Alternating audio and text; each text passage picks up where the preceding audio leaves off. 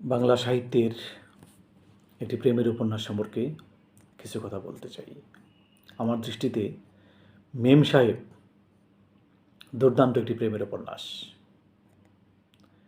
ওপার বাংলার লেখক ভারতীয় বাঙালি লেখক নিমাই ভট্টাচার্যের অসাধারণ সৃষ্টি মেম সাহেব।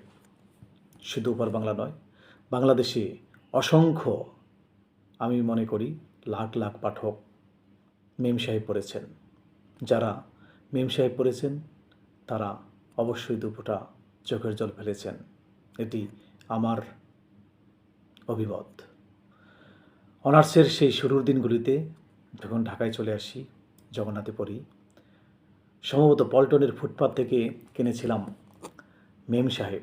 কি অসাধারণ বই, কি দুর্দান্ত সেই দোলা বৌদিকে লেখা চিঠি, সেই চিঠি দিয়েই শুরু এবং শেষ সমস্ত প্রেমের কাহিনী সেখানে।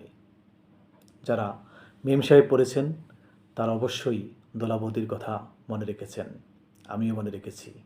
এবং শুধু একবার নয়, নিমাই ভট্টাচার্যের মেম সাহেব বইটি আমি বেশ কয়েকবার পড়েছি।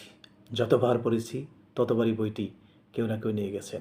আবার কিনেছি, আবার পড়েছি, আবার নিয়ে গেছেন।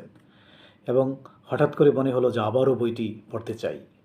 যারা বই খোঁজেন, ভালো বই পড়তে চান, তারা পড়তে পারেন নিমাই ভট্টাচার্যের মেম সাহেব। সবাইকে ধন্যবাদ।